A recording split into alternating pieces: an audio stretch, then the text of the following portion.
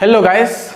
तो गाइस आज हम नया लेक्चर स्टार्ट करेंगे, नया टॉपिक स्ट्रक्चर ऑफ एटम का, जो है एटॉमिक स्पेक्ट्रा और एटॉमिक स्पेक्ट्रम भी कह सकते हैं। ठीक है, तो ये लेक्चर के बाद आपका आएगा बोर्स मॉडल। ठीक है, बहुत ही इंपॉर्टेंट है।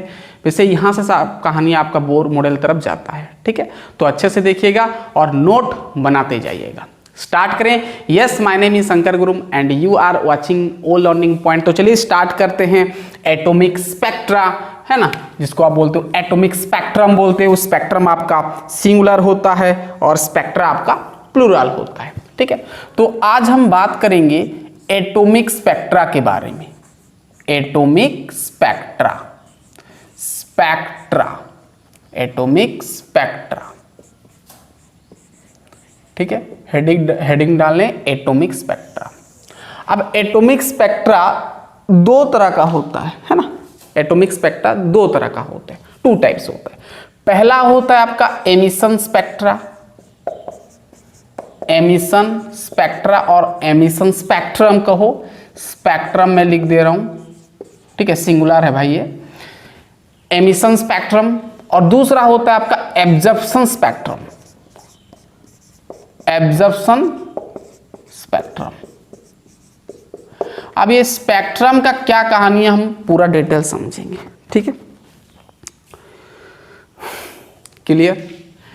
तो एटॉमिक स्पेक्ट्रा दो प्रकार होता है, एक एमिशन और एक एब्जॉर्प्शन। तो ये हमारा ज्यादा इंपॉर्टेंट है, सब जगह यहां पर यूज होता है। वैसे ये बोर्स मॉडल में भी एमिशन स्पेक्ट्रम का यूज होता है, तो इसको हम लेटर डिस्कस करेंगे, बाद में थोड़ा डिस्कस करेंगे। पहले तो एमिशन स्पेक्ट्रम के बारे में थोड़ा समझ लेते हैं। ठीक है, एमिशन स्पेक्ट्रम। ठीक है, आप आगे से भी पढ़े होंगे 10th में या फिर क्लास 9th में। देखो, जैसे मैं यहां पर एक सनलाइट लिया, ठीक है, सनलाइट मतलब कोई भी एक लाइट का सोर्स लिया। मान लो यहां पर एक सन है, ठीक है, सन का लाइट है, तो रेस तो आएगा ना। ये क्या है आपका सन है, किसी भी सोर्स ऑफ लाइट है, व्हाइट लाइट कहो। ठीक है, ये सन है। अब मैं इसके पास ये एक मतलब ये इंस्ट्रूमेंट आप देखे होंगे, यहां पर मैं एक लीड प्लेट, जो रदरफोर्ड में हम जो किए थे ना, यहां पर एक लीड प्लेट लिए, लीड होल प्लेट। ठीक है, और स्लिट जिसको बोलते हो आप। ठीक है, ये छोटा सा होल लगा है, ये स्लिट है ना। ये लीड होल प्लेट है ना, लीड होल प्लेट और स्लिट भी लिखते हैं इसको। ठीक है, पूरा क्लियर बात। स्लिट कहो, SLIT। ठीक है, अब यहां पर इसके पास में एक प्रिज्म रख दिया। क्या रख दिया? प्रिज्म रख दिया। ये प्रिज्म है आपका, याद आ रहा है ना, ये आप कर चुके हो। यहां पर मैं क्या रख दिया? प्रिज्म रख दिया। ठीक है, अब यहां पर सोर्स ऑफ लाइट है। क्या है? Source of light. ठीक है, सोर्स ऑफ लाइट है। अब सोर्स ऑफ यहां पर सन है, तो सन से तो रे आएगा, तो रे आया यानी बीम आया यहां से और ये होल से पास किया, और कहां से टकराया, कहां से स्ट्राइक, कहां पे स्ट्राइक किया? ये प्रिज्म पे स्ट्राइक किया। ठीक है, और प्रिज्म से जैसे ही स्ट्राइक किया तो भाई यहां पर बहुत सारे रेडिएशन क्या हुए? स्प्लिट हुए। 3, 4, 5, 6, 7 ठो। ठीक है, 7 ठो स्प्लिट हुए। और मैं यहां पर एक रख दिया, एक फोटोग्राफिक प्लेट रख दिया। क्या रख दिया? फोटोग्राफिक प्लेट रख दिया, जिसमें कि हम देख सकते हैं। ठीक है, तो यहां पर मैं रख दिया, तो यहां पर बहुत सारे आपका रेडिएशन से स्प्लिट हुए। 2, 3, 4, 5, 6, 7, 7 ठो दिखा है, क्योंकि 7 ठो कलर का फॉर्मेशन होता है। तो यहाँ पर सनलाइट में जब पास करते हैं, ध्यान सुना, ये सन है, जैसे ही आपका सोर्स ऑफ लाइट पास करता है, स्लिट से ऐसे पास होके आपका प्रिज्म पे पड़ता है, तो यहाँ से बहुत सारे रेडिएशन, मतलब एक ये आपका क्या है? बीम है। क्या है? बीम ऑफ लाइट है। तो बीम जैसे पास हुआ प्रिज्म में, तो प्रिज्म में ये आपका रे है, और बीम को बीम पास हुआ तो ये बहुत सारे रेडिएशन में मतलब क्या हो गया? स्प्लिट हो गया। ये स्प्लिट हुआ, इसको हम बोलते हैं डिस्पर्जन बोलते हैं। क्या बोलते हैं? डिस्पर्जन, यानी स्प्लिट ऑफ लाइट। क्या होता है? Splitting of light. जो आपका जो लाइट जो स्प्लिट हुआ, ये आपका बीम आया, यहाँ से लाइट स्प्लिट हो गया और ये अलग अलग रेडिएशन में कन्वर्ट हो गया, स्प्लिट हो गया, उसको हम डिस्पर्जन बोलते हैं। अब मैं लिखाऊंगा, तो यहाँ पर इसको देखा गया तो ये कुछ यहाँ पर ये आपका क्या फोटोग्राफिक प्लेट है, क्या है, फोटोग्राफिक प्लेट, फोटोग्राफिक प्लेट है जिसमें कि हम देख सकते हैं, है ना, पूरा अंदर जाके देख सकते हैं क्या क्या कहानी है। तो यहाँ पर बेसिकली देखा गया, इसको हम और जूम करके अगर हम देखेंगे तो यहाँ पर देखा गया कुछ इस प्रकार, ये आपका प्लेट है, यहाँ पर देखा गया कि बहुत सारे कलर का यहाँ पर फॉर्मेशन हो रहा है, बहुत सारे कलर यहाँ पर देखिए एनालाइज किए, ठीक है। तो बहुत सारे ऐसे 1 2 3 4 5 6 और आपका इधर मैं बना दे रहा हूँ 7, ये ऐसे 7 तो ये कलर बैंड, ये आपका बैंड का हो जो भी कहो, ठीक है। ये इस टाइप का देखिए फोटोग्राफिक प्लेट में, ठीक है। तो जिसको हम बोलते हैं विबग्योर, ये विबग्योर GYO और आपका ये ऊपर का मैं R लिख दे रहा हूँ। वैसे R जो आपका रेड कलर होता है ये पता होगा आपको, V मतलब violet, indigo, blue, green, yellow, orange, red, इसको हम विबग्योर भी बोलते हैं, ठीक है। तो इस प्रकार का यहाँ पर स्पेक्ट्रम दिखाई पड़ा, इसको हम बोलते हैं स्पेक्ट्रम। क्या बोलते हैं? स्पेक्ट्रम। क्या बोलते हैं? स्पेक्ट्रम बोलते हैं। तो समझ में आ रहा है? तो यहाँ पर कहानी सुनना कि जो आपका जो लाइट, जो यहाँ पर लाइट पड़ रहा है, लाइट जो स्प्लिटिंग हो रहा है अलग अलग रेडिएशन में, उसको हम क्या बोलते हैं? डिस्पर्जन बोलते हैं। क्या बोलते हैं? डिस्पर्जन। यानी लिखें ना, splitting of light into its constituent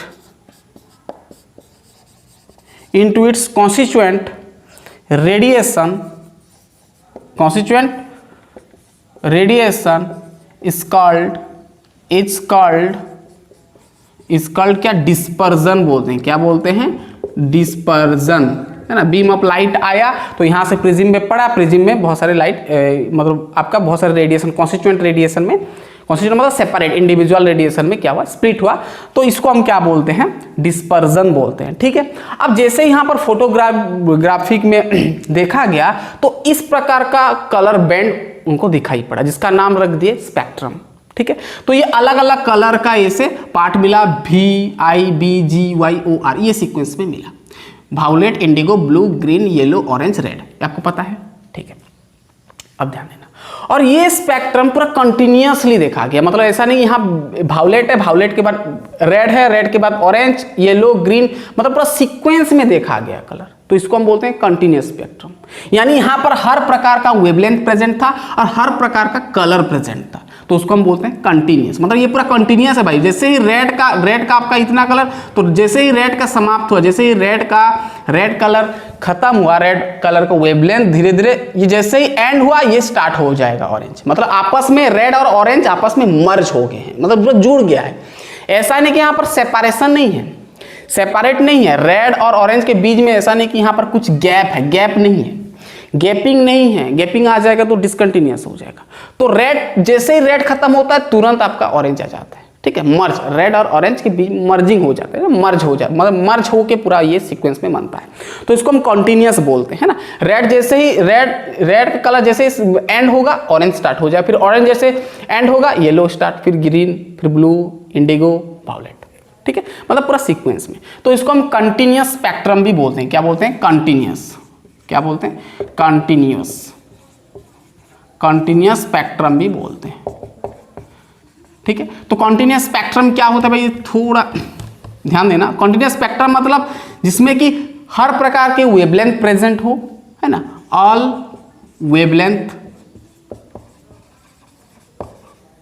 wavelengths are present, ठीक है। हर प्रकार का वेवलेंथ प्रेजेंट हो और हर कलर, ऑल कलर्स प्रेजेंट हो, तो उसको हम क्या बोलते हैं? और यहां पर कुछ सेपरेशन नहीं होना चाहिए, दो कलर के बीच में सेपरेशन नहीं होना चाहिए, यानी नो सेपरेशन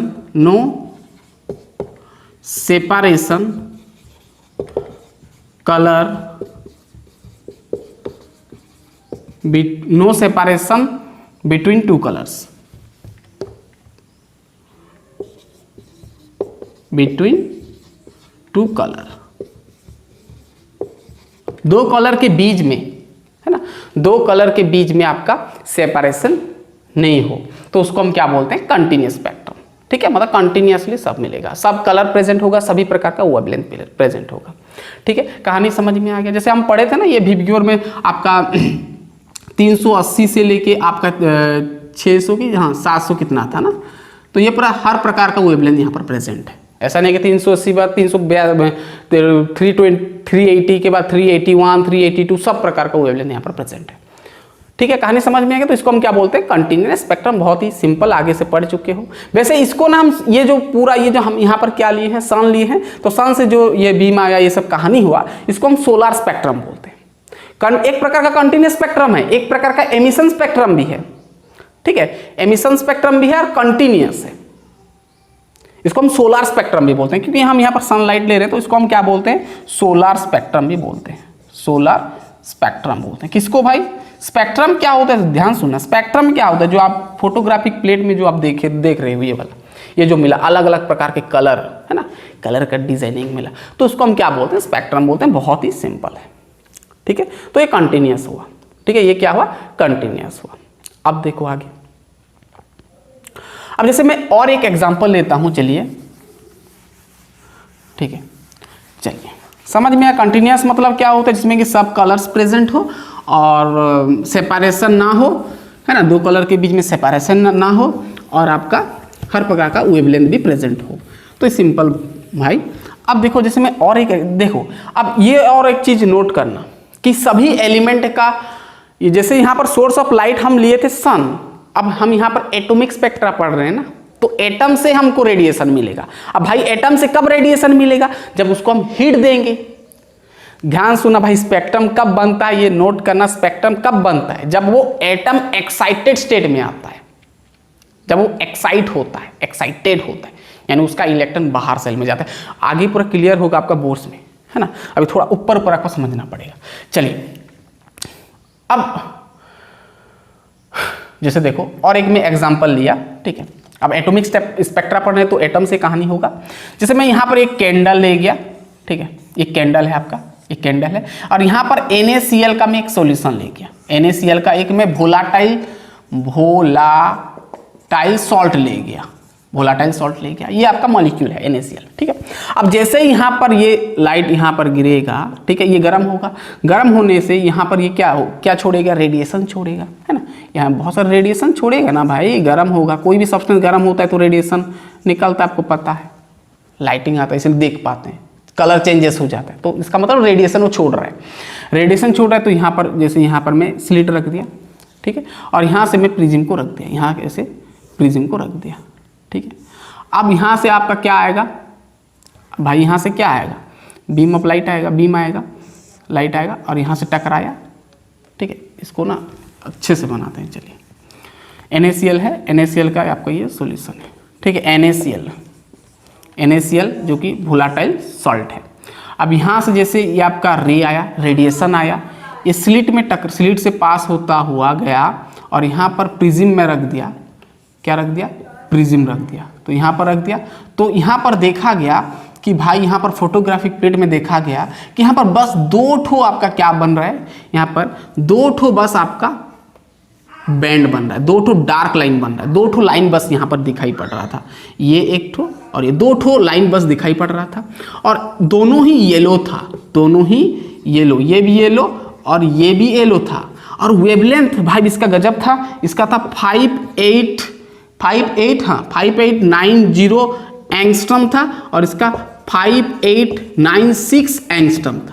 यानी भाई बहुत गजब है, 5890 है और ये 5896, बीच का वेवलेंथ गायब था, और सिर्फ येलो था और बाकी का कलर्स गायब था, है ना। यानी ये आपका, तो पहला बात तो ये कॉन्टिन्यूस नहीं होगा, क्या हो जाएगा, डिसकंटिन्यूस हो जाएगा। तो ये आपका डिसकंटिन्यूस हो जाएगा, इसको हम बोलते हैं डिसकंटिन्यूस भी बोलते हैं, डिसकंटिन्यूस स्पेक्ट्रम भी बोलते हैं, और इसको लाइन स्पेक्ट्रम भी बोलते हैं, लाइन स्पेक्ट्रम भी बोलते हैं। समझ में आ रहा है, लाइन दो ठो बस लाइन दिख रहा है, इसका नाम लाइन स्पेक्ट्रम भी रखते हैं। ठीक है, तो दो ठो भाई बस यहाँ पर लाइन दिखाई पड़ रहा था, दोनों ही क्या था, येलो था, दोनों ही येलो था। ठीक है, पूरा क्लियर। तो इस चीज को हम बोलते हैं डिसकंटिन्यूअस स्पेक्ट्रम। यानी आपको ये समझ में आया, जैसे हम सॉन का देखें तो भाई पूरा विवग्योर था, वायलेट, इंडिगो सब कलर प्रेजेंट था, लेकिन यहाँ पर देखें तो कहानी अलग था। यानी यहाँ पर साफ साफ जैसे मैं बता रहा हूँ, मैं बोल रहा हूँ सभी एलिमेंट का स्पेक्ट्रम अलग होता है। सभी एटम यानी सभी एलिमेंट्स का उन लोग का स्पेक्ट्रम अलग होता है, डिफरेंट होता है। यानी उसका सभी स्पेक्ट्रम का, सभी एलिमेंट का स्पेक्ट्रम डिफरेंट होता है। यानी यहां पर एक चीज नोट करो भाई कि इच एलिमेंट ध्यान सुनना, etch element gives its own, खुद का ओन कैरेक्टरिस्टिक्स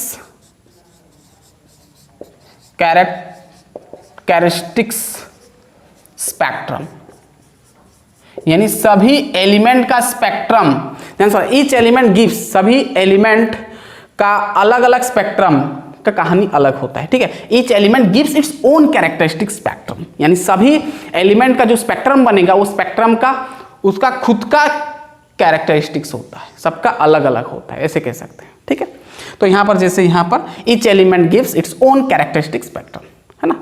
हर एलिमेंट का वो अपना क्या देता है, अपना खुद का स्पेक्ट्रम का कैरेक्टरिस्टिक देता है, सबका प्रॉपर्टी अलग होता है, ये कह सकते हैं, ठीक है।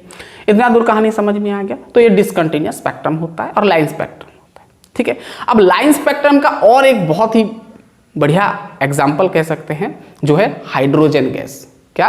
Hydrogen gas. तो ठीक है, तो अब हम देखेंगे हाइड्रोजन का क्या स्पेक्ट्रम बनता है, हाइड्रोजन गैस का, ठीक है। यहां से थोड़ा बहुत आपका कहानी चालू हो जाएगा, ठीक है। चलिए, दिख रहा है, इतना दिख रहा है, बहुत ही बढ़िया। अब हम देखेंगे हाइड्रोजन स्पेक्ट्रम क्या होता है, ठीक है। अब हमको हाइड्रोजन का एक गैस लेना पड़ेगा,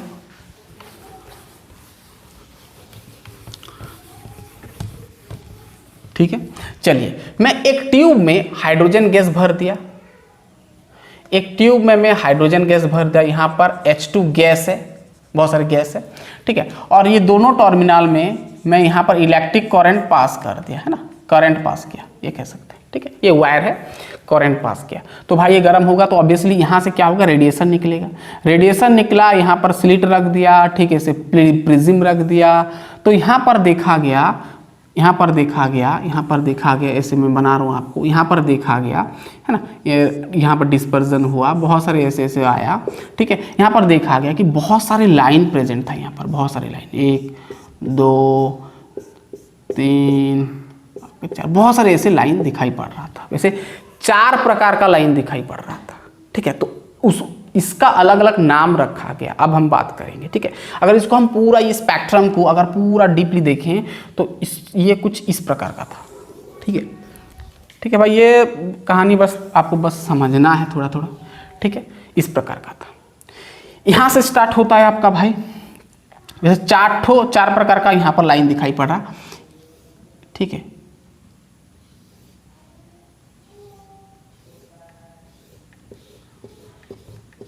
ये एक, ठीक है।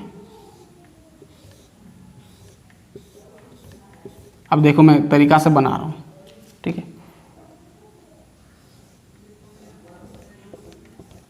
इसे बहुत सारे लाइन था, ठीक है, ठीक है। अब देखो भाई, यहां पर इस प्रकार का लाइन मिला, देखा गया डिफरेंट कलर्स का, ठीक है। अब इसका नाम रख दिया गया, ये बहुत सारे सीरीज मिला, ये सीरीज को सीरीज बोलते हैं, तो अलग अलग सीरीज मिला, तो इसका नाम रखा गया लाइमन। क्या रखा गया? लाइमन एक साइंटिस्ट थे, और एक बाल्मर रखा गया, ये बाल्मर एक साइंटिस्ट थे,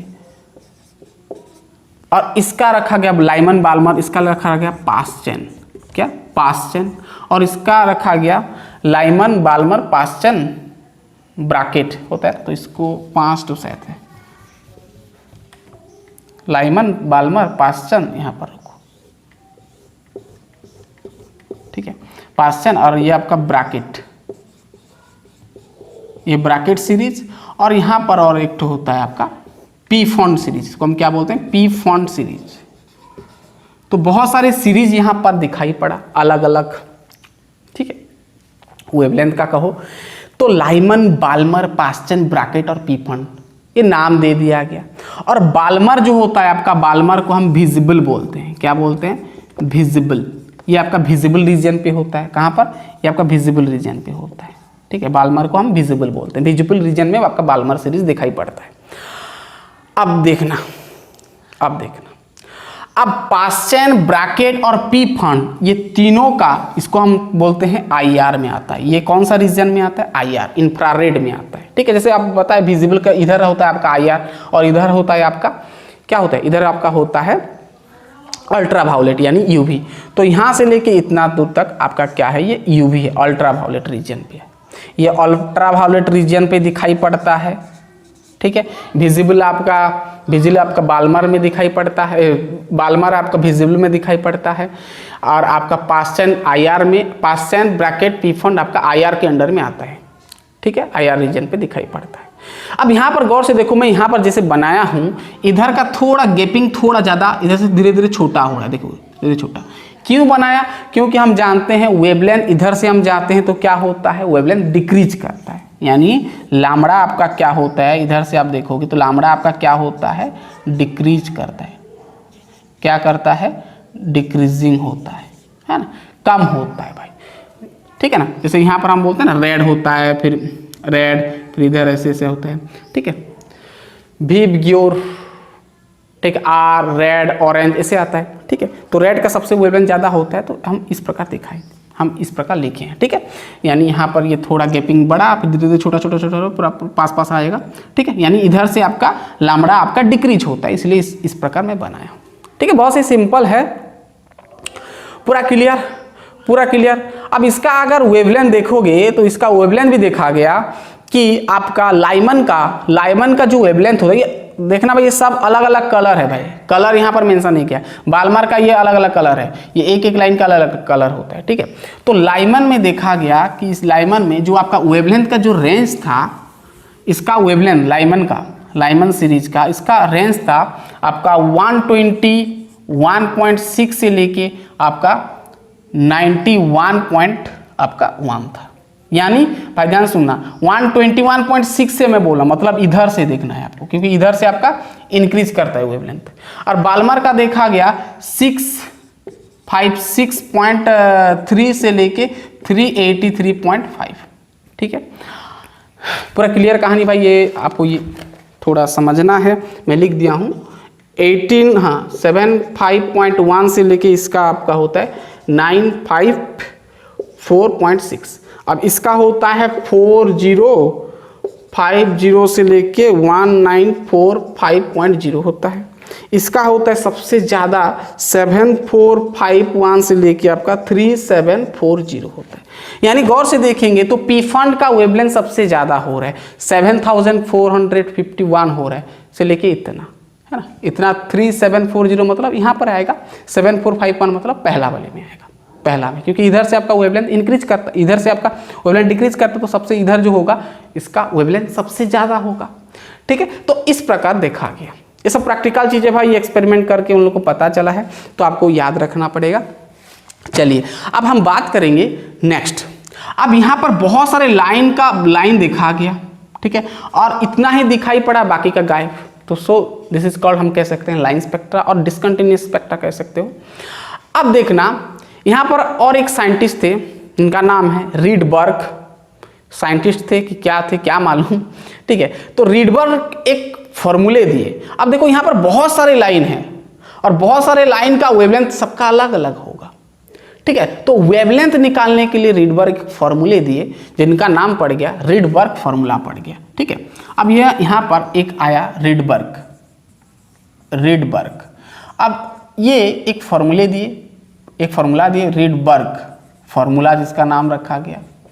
अब ये क्या होता है, बेसिकली ये वेवलेंथ निकालने के लिए दिया गया था। और ये क्या होता है भाई, वेव नंबर। हम जानते हैं ना, वेव नंबर इक्वल टू 1/λ होता है, रेसिप्रोकल ऑफ वेवलेंथ होता है। तो भाई वेव नंबर अगर निकालना हो तो 1/λ करना, तो यहाँ से हम λ भी निकाल सकते हैं।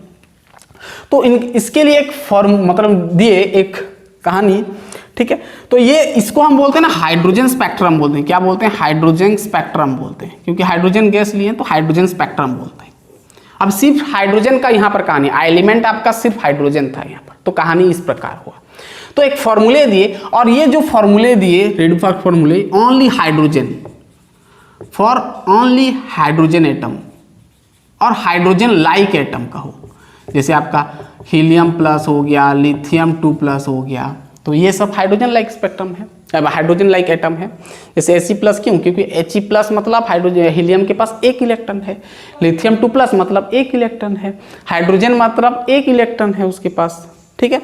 तो इसलिए हाइड्रोजन लाइक एटम होता है। तो हाइड्रोजन लाइक एटम और हाइड्रोजन एटम के लिए रीडबर्ग फॉर्मूले दिए, निकालने का, क्या निकालने का? वेवलेंथ निकालने का, अलग अलग लाइंस का।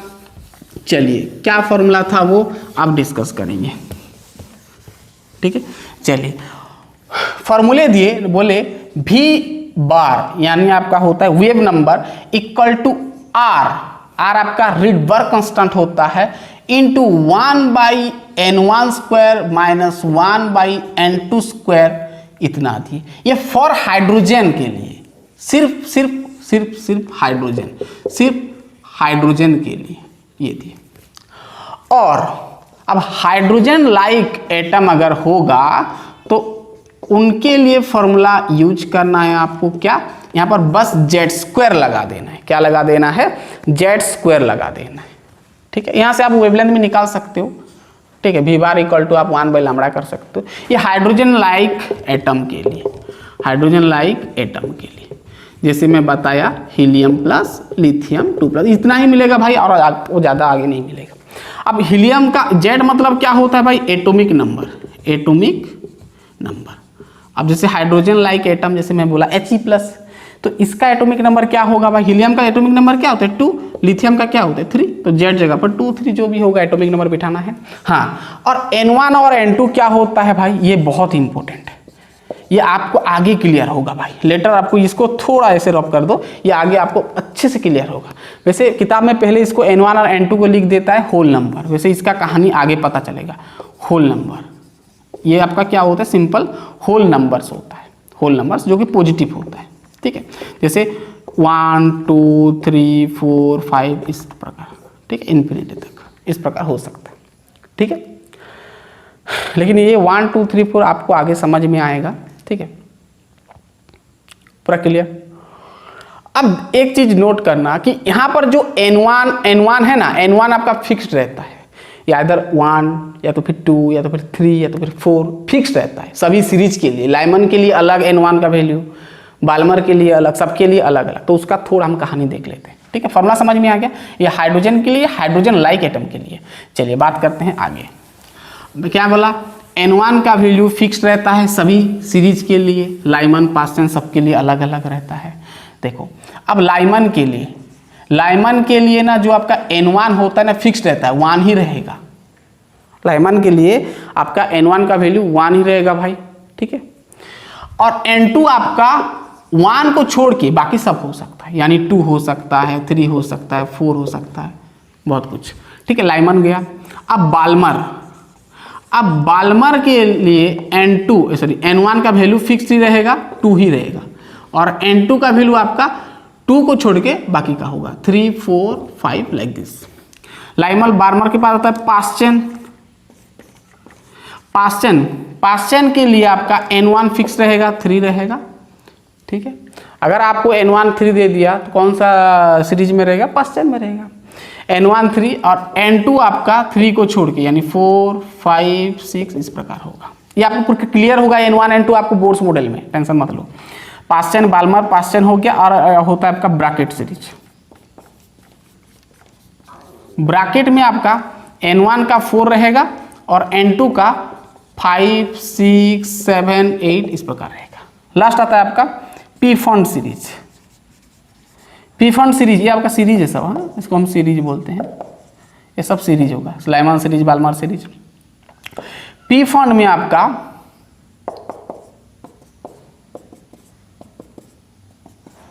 N1 का 5 होगा और N2 का आपका 6 क्या होगा? 6 7 8 इस प्रकार होगा, ठीक है, यानी भाई ये आपका फिक्स्ड रहेगा, आपको याद करना पड़ेगा। क्या याद, सीक्वेंस में याद कर लो बस, Lyman Balmer Paschen Brackett Pfund, Lyman Balmer Paschen Brackett Pfund. तो n1 का वैल्यू सब फिक्स्ड रहेगा और n2 2 हो सकता है, 3 हो सकता है, 4 हो सकता है, जो भी। ठीक है, अब चलिए कुछ सवाल हम करेंगे तो समझ में आपको आ जाएगा। ठीक है, ठीक है, सवाल यहाँ से बहुत कम बनता है, बोर्स मॉडल में इसका बहुत यूज होगा, हम बात करेंगे। चलिए ये हो गया, चलिए एक दो सवाल हम कर लेते हैं, देन हमारा लेक्चर कंप्लीट होगा, फिर हम बोर्स मॉडल देखेंगे।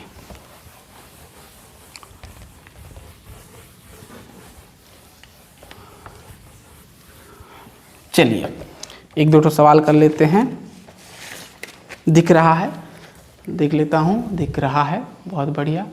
चलिए अब आपके पास एक सवाल रखा मैं, फर्स्ट क्वेश्चन। ठीक है, कैलकुलेट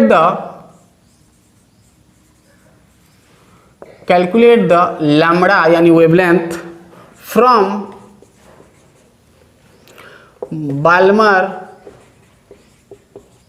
बाल्मर फॉर्मूला, फ्रॉम कहाँ से निकालना है, Balmer formula, when n equal to 3। अब बाल्मर फार्मूला क्या होता है, ये चीज़ समझना। एक बाल्मर एक साइंटिस्ट थे, देखो मैं जैसे मैं फार्मूला बोला रिडबर्ग का, ये इक्वल टू r, यहाँ पर n1 square minus 1 by n2 square बोला। ठीक है, अब n1 जगह पर अगर यहाँ पर ध्यान देना, अब बाल्मर कब आता है भाई, लाइमन के बाद आता है, यानी n1 का वैल्यू 2 होगा। तो इफ अगर n1 का वैल्यू 2 रख दोगे ना यहाँ पर, तो ये बाल्मर फार्मूला हो जाता है, यानी v bar equal to r into 1 by n1 जगह पर 2 रख दो, 2 का square 4 minus 1 by n2 square. तो इसको हम क्या बोलते हैं, बाल्मर बोलते हैं। बाल्मर मतलब सिंपल समझना, जब n1 का वैल्यू 2 होगा, n1 का वैल्यू 2 होगा, तो इसको हम बाल्मर फार्मूला बोलते हैं। ठीक है, चलिए अब कुछ नहीं करना है, आपको सॉल्यूशन करना है, बहुत ईजी है। n का वैल्यू हमको 3 दे दिया, मतलब ये आपका n2 है, n मतलब n2। आपको कहाँ से निकालना है, बाल्मर फार्मूला से निकालना है। बाल्मर फार्मूला मतलब n1 जगह पर 2, n1 जगह पर आपका 2 है, तो भाई वेवलेंथ निकाल सकते हो। तो पहले तो ये निकालो वेव नंबर, फिर रेसिप्रोकल कर देना। ठीक है, तो क्या हो जाएगा, r आपका क्या होता है, हाँ ये मैं बोलना भूल गया, r आपका होता है रिडबर्ग कांस्टेंट, रिडबर्ग कांस्टेंट। इसका भी वैल्यू होता है, इसका वैल्यू याद रख लो, इसका जो वैल्यू होगा आपका, रिडबर्ग कांस्टेंट का वैल्यू होता है, बहुत बड़ा नंबर है ना। रिडबर्ग कांस्टेंट का वैल्यू होता है आपका 109,677 पर सेंटीमीटर। ठीक है, ये सेंटीमीटर में लिखा गया, पर सेंटीमीटर उसका यूनिट होता है। ठीक है, अगर मीटर में देखेंगे तो 1.09 इंटू 10 का पावर -7 पर मीटर। ठीक है, तो इतना आपको याद रखना पड़ेगा, सॉरी +7 मीटर पर मीटर। तो रिडबर्ग कांस्टेंट का वैल्यू इतना होता है। समझ में आ गया, पूरा क्लियर है, पूरा क्लियर। चलिए अब वैल्यू डाल दो, r जगह पर ये डाल दो। ठीक है, 109,677 पर सेंटीमीटर है ना, सेंटीमीटर में लेना है, छोटा यूनिट। 1 बाई क्या होगा, हम बाल्मर में देख रहे हैं तो n1 जगह पर 2 डालेंगे तो 2 का स्क्वायर 4 हो जाएगा, और n2 क्या आपका 3 यानी 9 हो जाएगा। क्या हो जाएगा, 9 हो जाएगा पर सेंटीमीटर, लास्ट में लिख दो। ठीक है, अब इसको सॉल्व कर सकते हो, 1/4 माइनस 1/9 है, एलसीएम लेके काट सकते हो। ठीक है, काटोगे, इसका सॉल्व करोगे तो 15232.9 सेंटीमीटर आ जाएगा। ठीक है, ये आपका वेव नंबर मिल गया। तो भाई वेव लेंथ हम निकाल सकते हैं 1/v बार। क्या बोला था भाई, कैलकुलेट द वेव लेंथ आपको निकालना है, बाल्मर फॉर्मूला, जब n इक्वल टू 3। इस प्रकार ही सवाल देगा, अगर देगा तो बोर्ड में। ठीक है, तो क्या हो जाएगा, ये 1/15232.9 पर सेंटीमीटर, ऊपर लागू तो सेंटीमीटर बस हो जाएगा। ठीक है, तो इसको अगर हम सॉल्व करेंगे तो आपका आएगा 6 इंटू 10 का पावर -7 सेंटीमीटर हो गया। अब सेंटीमीटर को अगर आप मीटर में लाओगे तो 656 इंटू 10 का पावर -9 मीटर हो जाएगा। अगर नैनोमीटर में लाओगे तो ये काट दो, 10 का पावर +9 मल्टीप्लाई करना होता है ना, मीटर को नैनोमीटर में लाना है तो अगर यहाँ पर 10 का पावर 9 कर दोगे तो ये आपका नैनोमीटर हो जाएगा, 656 नैनोमीटर हो जाएगा, कट जाएगा ना ये, तो 656 आपको नैनोमीटर मिलेगा। ठीक है, चलिए आपके लिए और एक सवाल दे रहा हूं, आप खुद से करके देखिएगा।